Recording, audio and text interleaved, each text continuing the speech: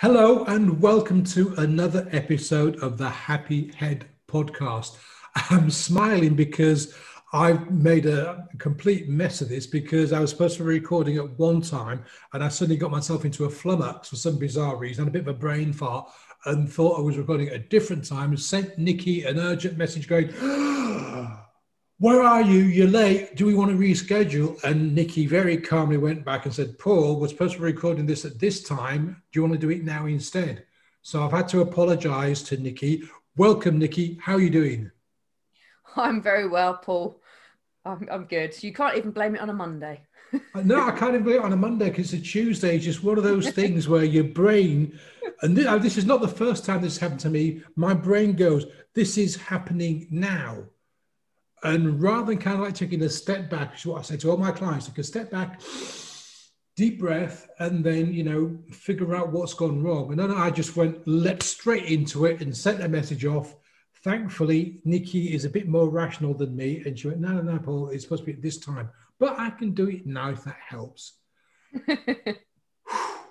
Wow. So you are an autism coach. Tell me about that. How did this happen? I am.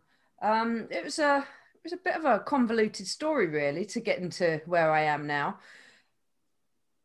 I'm not even sure of the years, so you've forgotten the times and the days. The days for me have just merged into one another, and I don't know what year is what now. So we won't go on years, but I've been doing this for a couple of them, and I actually took my son out of school to home educate him because he wasn't fitting in within mainstream academics, and I thought, because my experience had been in personal development, I've been in personal development for around a decade now. I thought we're going to start with learning about the brain and how that drives our behaviors, because that's such an important part of personal development. And then I went networking and bumped into a neurodevelopment specialist, as you do. As you do, they're everywhere, aren't they? Exactly, all over the place. Not so much now, the social distancing, but back in the day when we could actually see people. And she was fascinating. She had a really incredible, inspiring story herself. We met up and had a coffee, and I wanted to learn from her. So I learned all the things that she could teach me. Or, well, the things that she was teaching, there was so much more that she could teach me. And I realized that my son was likely to be autistic and ADHD. And it was a few months later, I was sat at the computer and it just struck me. And I thought, oh my goodness, he takes after me. It's not the other way around. And our behavior patterns are very, very similar. Am I ADHD? And I looked into it and I thought, oh, this is sort of really hitting home. Then I came across more of the autism research, did a couple of online tests, which aren't conclusive to saying whether you're autistic or not. But what it does do is opens your mind up to some of the autistic behaviors and what kind of comes under autism, because all the research has been done on males with a very specific set of behaviors. And I wasn't anything like that. So I'm not autistic. I'm not Sheldon Cooper or the Rain Man. And then when I did some more research, I realized that, yes, I was autistic, and life really started to make sense for me. And that's when I turned it into work as well. Did you go for a formal diagnosis in the end? No, I didn't, because you're looking at 2, 3, 4 years waiting in this Wow. area. And plus, I didn't want to sit with somebody who didn't know me, who was then going to give me a diagnosis based on tick box on a criteria for a totally different set of people, so young boys mostly. And I also don't have a relationship with my parents. My father's no longer around and I'm estranged from my mother, so I didn't have that sort of, they wouldn't be able to input into like Mm-hmm. the questionnaires and things. I couldn't go back and ask them questions and fill in any gaps. And I just thought, I don't want to expose myself and be vulnerable with someone I don't know, when actually if I can accept a diagnosis from myself after extensive research, what's the difference from accepting it from you, Paul? You say, well, yes, Nicky, you're autistic. I agree. Okay.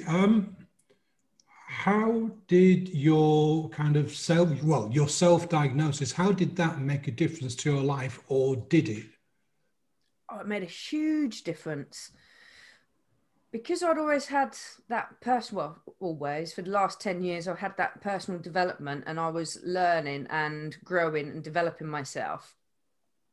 I saw it as an opportunity to take my development to a whole new level.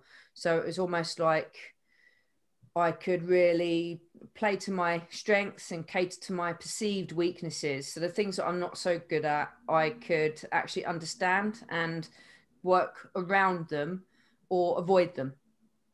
And it's just made a huge difference because I've been able to accept myself, my quirks, as not character flaws, but as part of who I am as an autistic person. And that has been a huge revelation. I am now of the mindset of, if you don't like it and I'm not at fault, there's the door, walk through it. It's that simple. I think regardless of whether you have autism or not, that is a great mindset to have, because we are who we are, warts and all. And if you don't like me, well, that's not my problem. It's yours, essentially, isn't it? Exactly. I've always been a little bit weird, a little bit kooky, a bit of an eccentric, and that's not for everyone. But not once have I heard a parent pack their child off at school and say, do your best to be normal today, dear. Don't let the family down. But the thing is, what is normal? I mean, not just now, not in the 21st century, but even if you go back to the days of the Victorian era, there are people that kind of stand out from society, as it were, because they were doing things differently. But, what is the norm? I guess it's kind of like answering my own question here a little bit. It's conforming to the norm with a small n. I mean, what would you say? Is there such a thing as normal? Personally, I think that the concept of normal is terrifying. Why would you want such a thing? But in answer to your question, I think that you're probably onto it there, Paul. It's conforming to what society expects you to be. So being within these certain parameters. And I think that's very restrictive, especially when that's sort of so far removed from who you are as a person. Yeah, the sad thing is, though, a lot of people do kind of try to fit in with this sort of set of standards, and it limits people, and it can be quite what's the word I'm looking for? Hang on. Quite a negative thing to do over the longer term, to try and conform to what society says is the norm, when in fact nobody kind of knows what normal is anyway. Oh, absolutely. I mean, this is why females specifically have a really hard time of having an autism diagnosis, because we are incredibly amazing at masking. So we are better than our male counterparts, not strictly, not 100%, not conclusively across the board, because guys can do this too. But it's not normally females who fit in and blend in a lot better and just become the chameleons in their environment, which is why there's so much mental health problems within autistic women. So I'm not trying to get onto gender related issues here, but is that why autism tends to be seen as a male gender thing as opposed to male or female? Because women are kind of more able to adapt or mask it or hide it, as you were saying. I think it's really awkward to sort of answer that one. I mean, going back to autism research has been carried out on that very specific set of individuals, which is young boys with that very specific set of behavioural patterns, which is now the autistic stereotypes. There's no such thing as male and female autism. And in fact, there's a huge percentage of non-binary and transgender individuals within the autism community. So to say that it's male presenting or female presenting autism, and to genderize something that is, it's just a neurological wiring difference, it's a different brain type, would be incredibly wrong. And it's something that I'm currently working on changing my language around, because I was to say, guilty of using male and female stereotypes. But it's not that. It's much more, it's bigger than that. But I can't actually remember what your original question was now, because I've gone off on a little squirrel. No, I was going to say, is it because, are women less I don't know. Autism is like cancer, right? It affects, cancer affects male and female and people of all kinds of different genders, yeah? Yeah, it's not picky. But autism has been, in the past, as you said earlier on, kind of defined as being a male thing. And you were kind of saying earlier on that women are very good at masking it. And so my question was, do we see it as predominantly as a male thing because of that very thing, that women have been able to mask it in the past? Or are there other reasons why? Yeah, it does come down to that, but it also comes down to the lack of research and the lack of exposure. I mean, there are still, in this year, still people that believe, medical professionals that believe that females cannot be autistic, which is absolutely ludicrous. But I've recently started to discover just how male biased the whole medical industry is. The majority of medical trials and research are carried out, not necessarily trials, but the research is carried out on males because their hormones are more balanced and they're less likely to have the fluctuations. And males and females, their systems are incredibly different. I didn't realize that heart attacks present differently than in a woman than a male. So it's quite important things that are being brushed to one side. It's like something I found out a while back, and now I was flabbergasted. I love that word, flabbergasted. Was the chemical medical intervention, so drugs and all the sound for kids, was basically based on adult research. So if they say, right, if an adult male gets 2 tablets a day, then we give a child a quarter of a tablet a day, because I'm guessing for lots of different ethical and medical reasons, we're not able to test kids. Now I say we, I'm saying the medical industry aren't able to test kids. So therefore, medicine for children is kind of based on an adult proportion minus 25% or 75%, depending on age and kids' weight. It's a bizarre way of looking at things, isn't it? Yes, it is. It is.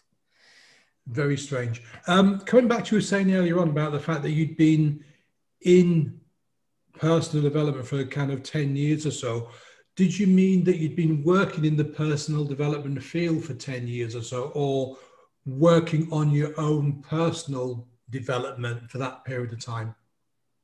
Combination of both.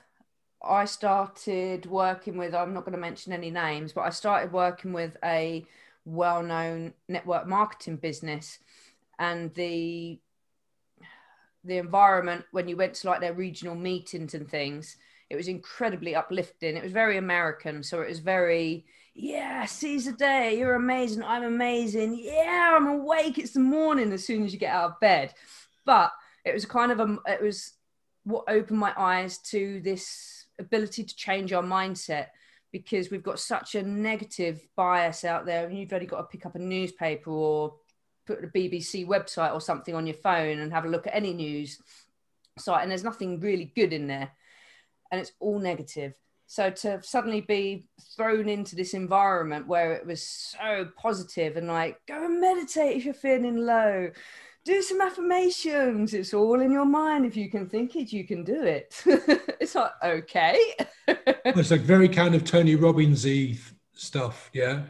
It was, yeah. Yeah, I actually did Tony Robbins' Unleash the Power Within, God, about 15, 16 years ago. It was like a 4-day weekend. And I loved it. I really, really enjoyed that 4-day weekend. I'll never forget it. And I did the walking on hot coals and all this kind of stuff. But the biggest thing for me was that it was great as a booster, but you need a regular boost of that kind of thing to keep you level, because I found it like a big balloon, and I went out really inflated. And at the end of the weekend, I went home, and I walked in the front door, and my ex-wife was there going, "Hope you had a really nice weekend." So that was like a little pinprick in my balloon. And then I went back to work, and I was full of high-fiving, and it was like, "Oh, see, you've had a great time," kind of thing. And little by little, my massive balloon of kind of like personal growth that I'd built over these past 4 days was kind of getting deflated and deflated and deflated, until it got to stage after about 4 weeks or so, I kind of like felt that I'd wasted my time. And I spoke to somebody who's quite big in this kind of world a while back, and they were saying to me, yeah, doing something like that is brilliant, but you've got to keep the momentum going. Because like you say, if you don't do that, the balloon gets deflated. So you've got to kind of like be constantly pumping the balloon up to keep yourself inflated. So I'm guessing this network marketing outfit was very much the same kind of thing. Yeah, it was. So you'd go along to one of the regional events. I mean, one of the biggest ones I went to was actually over in Barcelona, and I can't remember how many days, but that was a long weekend. And they'd got the stadium out there, which I believe is the biggest in Europe. So you walk into there, and then they had the 3 tenors opening up with Barcelona. And it was actually, it just raises the hairs on my arms now, even thinking about it. It was phenomenal. And it was at a time when my son was really young and really little. And wow was probably the most sarcastic word I had in my vocabulary, because he'd come along and say, "Look at my amazing drawing, mummy." And of course it was beautiful because he'd created this masterpiece. But I would go, my fallback was, "Wow, that's amazing." And then one of my colleagues came up to me in the hotel corridor in the evening and said, "How did you find it?" And literally the only words I could formulate was, "Wow," because the atmosphere was just incredible. And that did carry me through. But I think the only thing, apart from, there was a few things, but the thing I took from that was just say yes.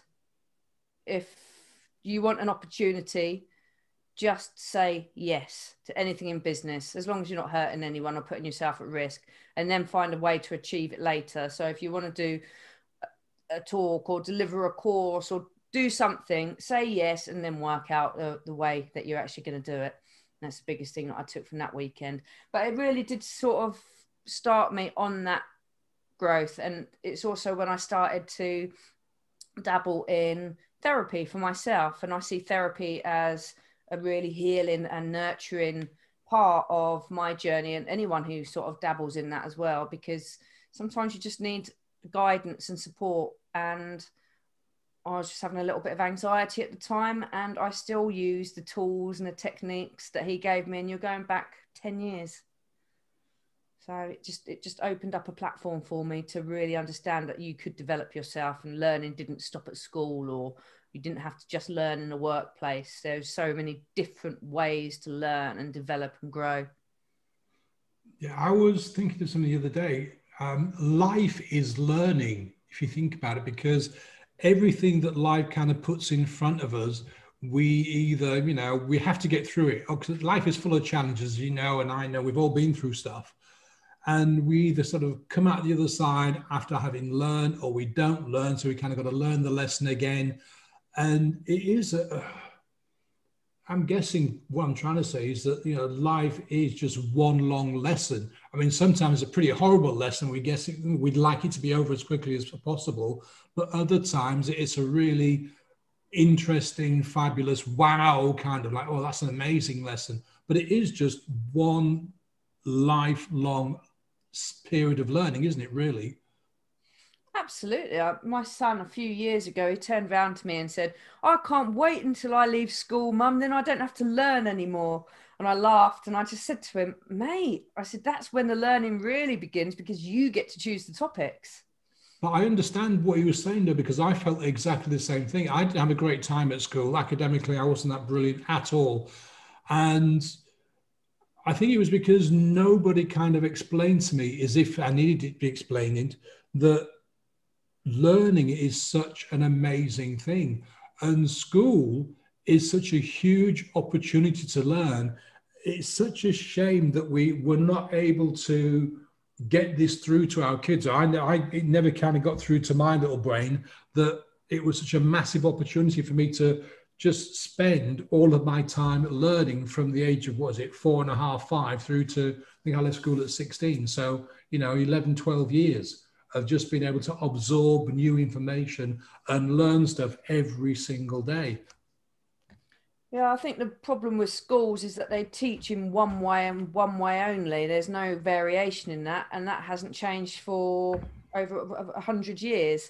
It's designed to churn out the doctors, the professionals, and it doesn't really take into consideration entrepreneurs or the artists and the creatives.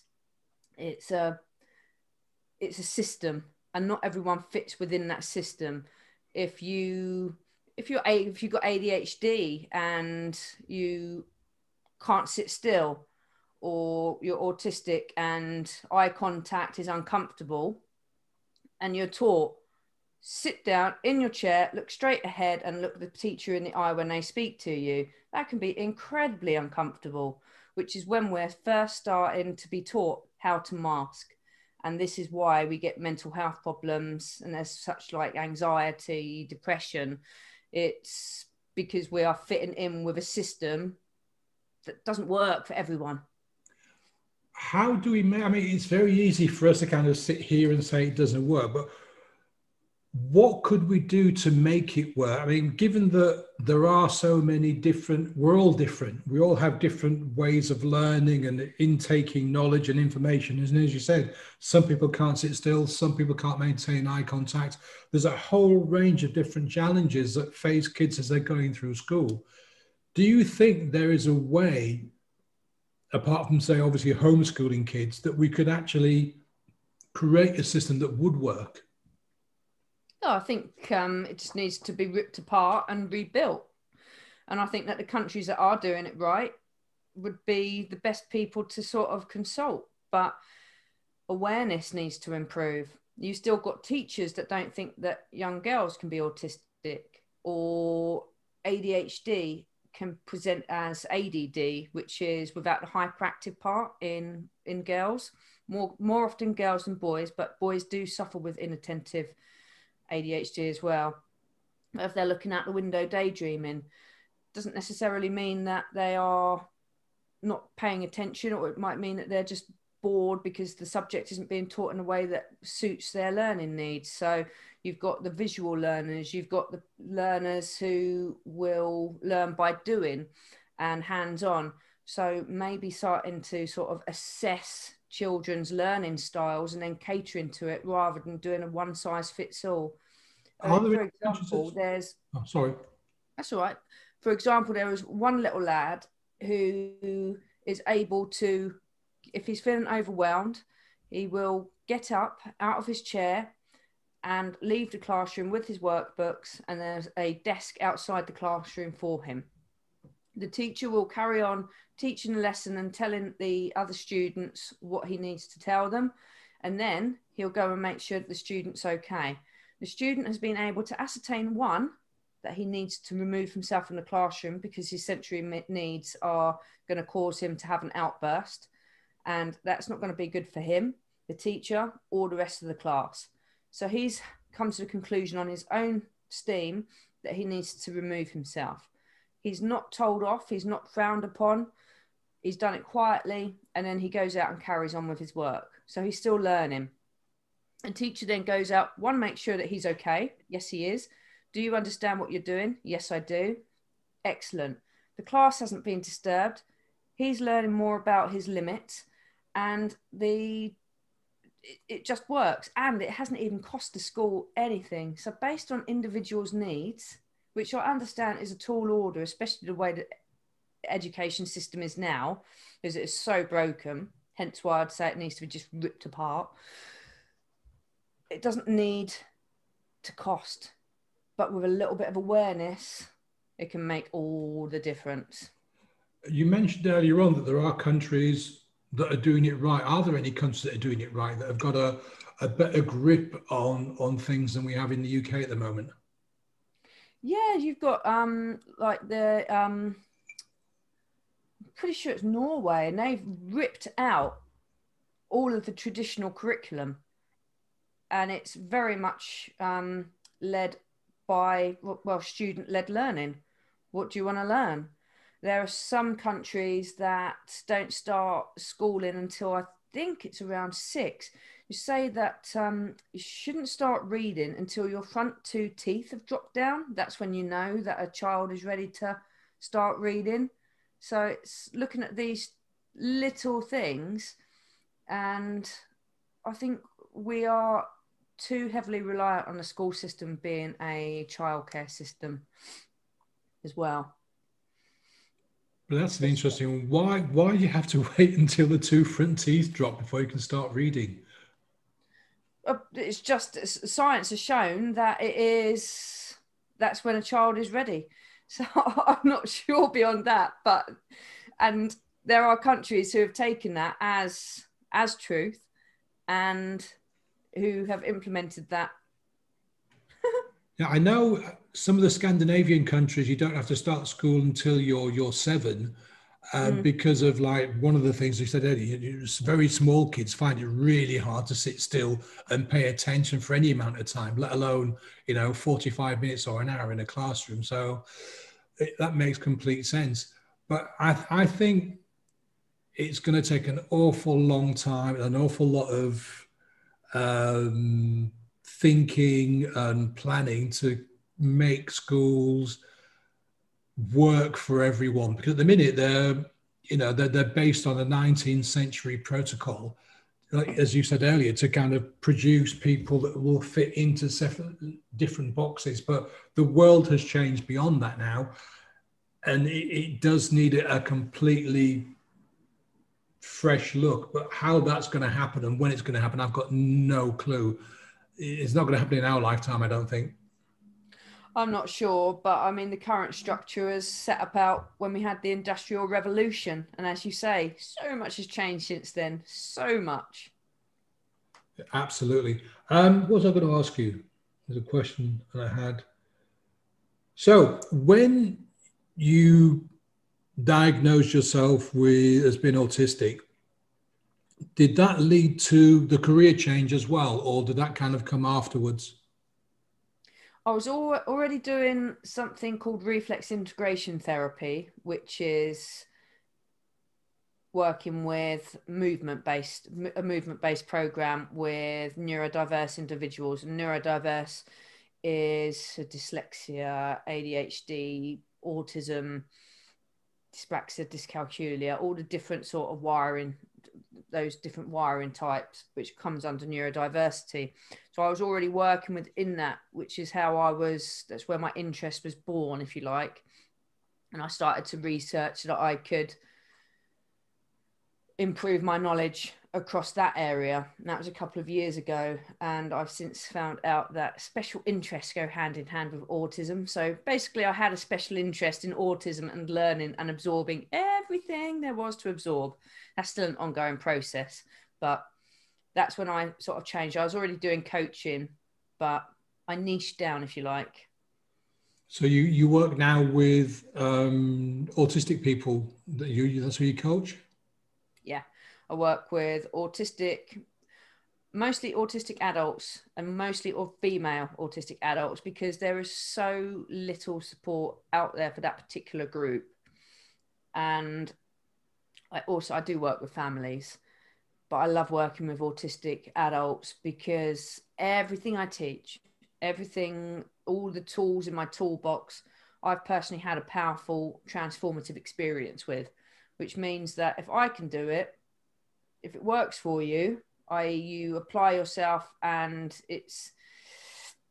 not necessarily just applying yourself, because not everything works for everyone, but there'll always be something that I can teach that you can have a transformative experience with. And I just love being able to facilitate that change.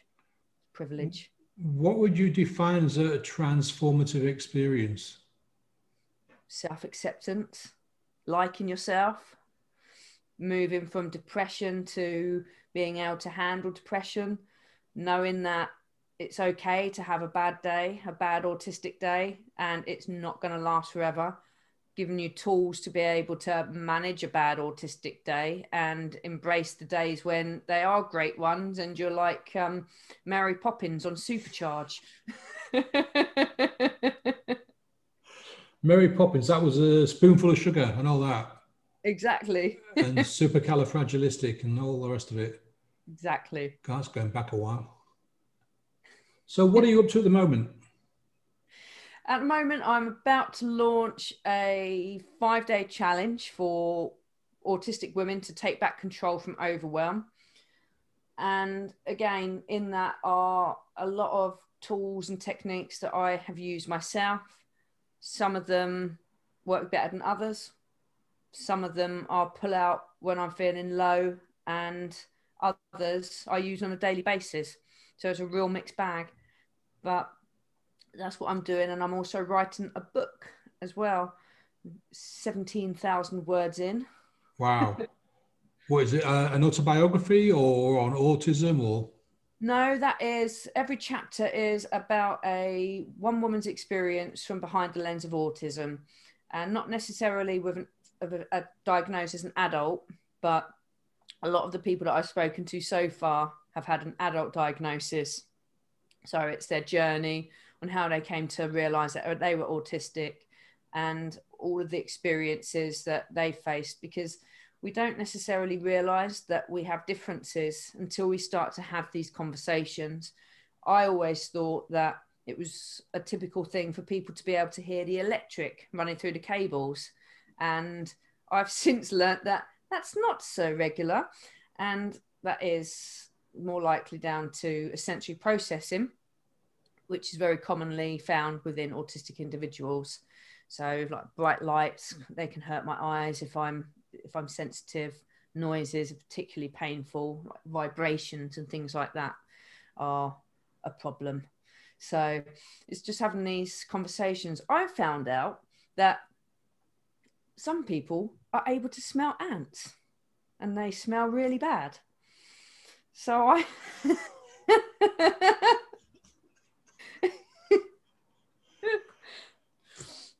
Wow. I understand that, because there are so many things that make noise, and there are so many different, what's the word I'm looking for?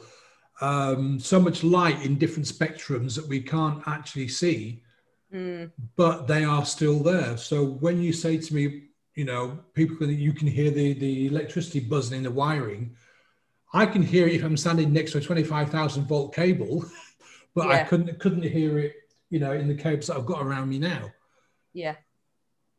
And the other thing is as well, the reason I understand that is because I'm hard of hearing and I wear hearing aids, but I can still hear very distinctly things that really bug me, like anything with a deep bass.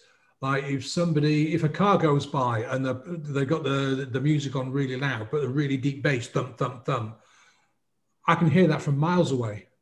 Yeah. Yeah. Or somebody got a really kind of a high pitched squeal, I can hear that. I might not be able to hear normal conversation, but the extremes at either end of hearing I can pick up. And it is quite distracting, because also I've got tinnitus as well. So, if you tune out your radio and you get lots of buzzing and hissing and fizzing, that's what's going on in my ears all the time. And some of the time I can, like now when we're having a conversation, I can tune it out.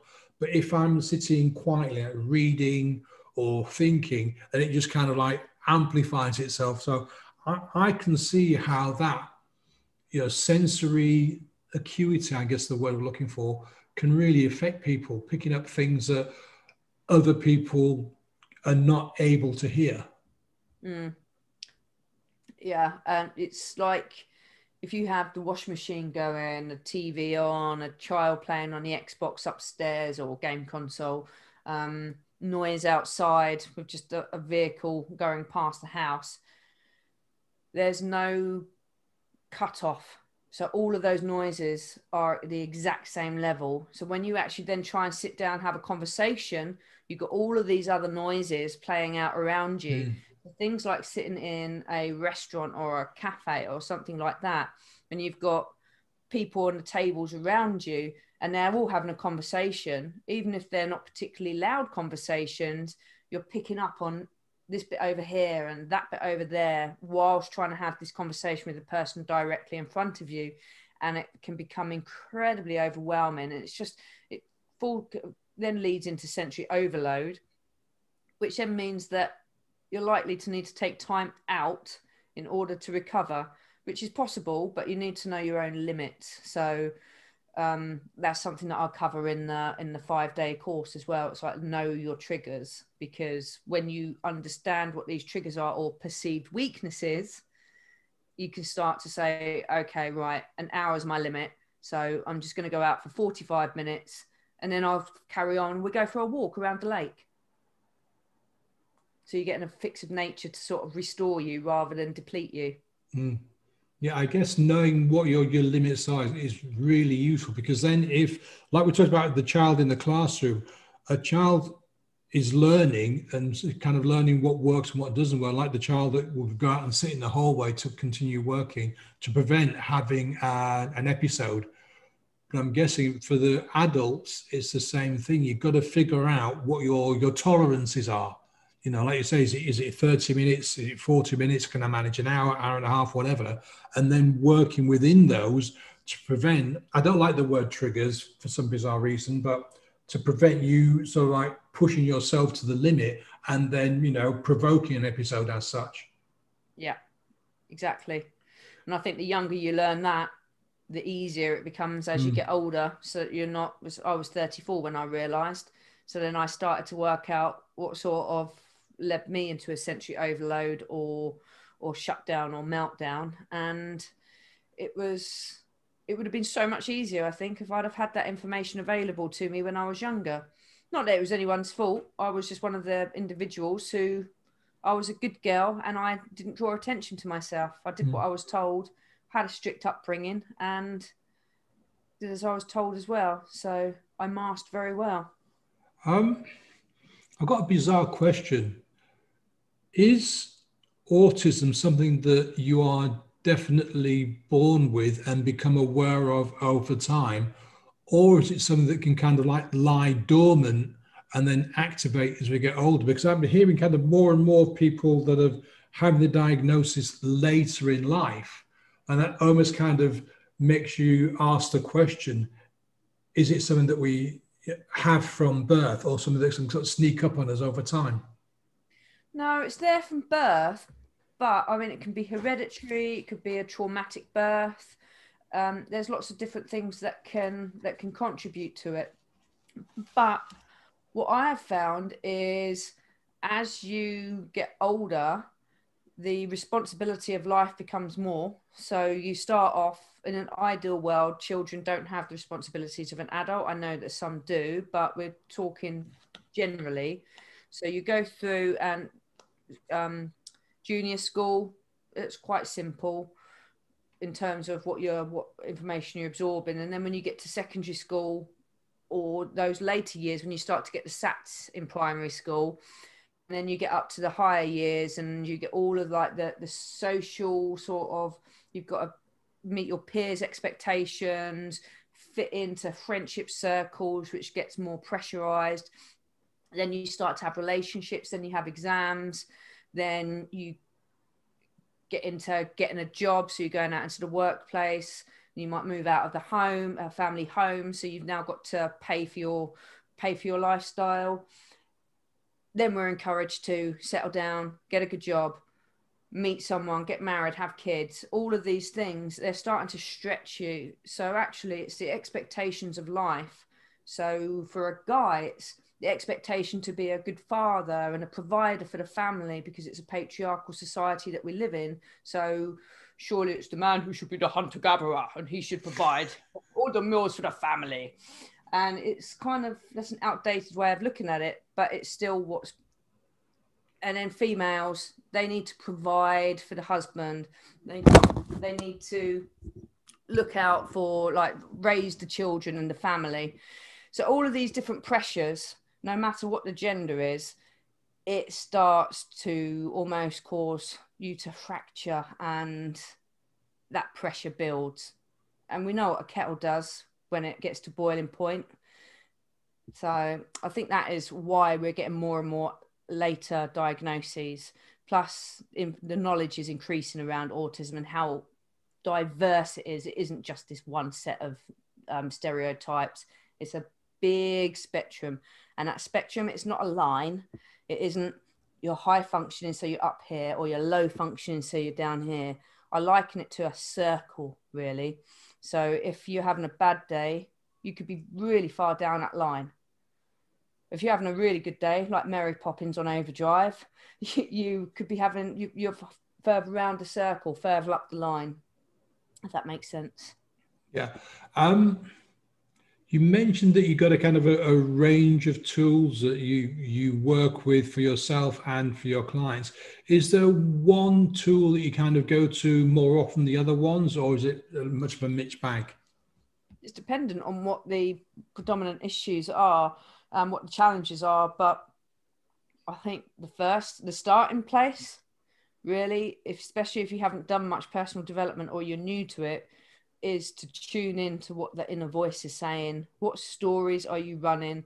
Are you your own worst critic, or are you being kind to yourself? Because I'm pretty sure if I said, here you go, here's a megaphone, which is going to amplify your inner thoughts over the Tesco's tannoy system, would you like that or not? It's probably not going to be something you want to do. So it's about reprogramming that voice so it's more supportive of you. Okay. Last question. If someone thinks that they may have autism, they might be on the spectrum, or people have told them that they might be on the spectrum, what should they do? Well, I'll tell you what not to do. Don't wait for a diagnosis before you start to make those changes and start to look for those self-help tools, because you don't need a professional's validation. I know that some people it really helps to have those ticked boxes, and that's absolutely fine. I'm not knocking that at all, because different strokes for different folks, we all operate differently. But I would just say, start learning about who you are and what drives you. That's where I'd start.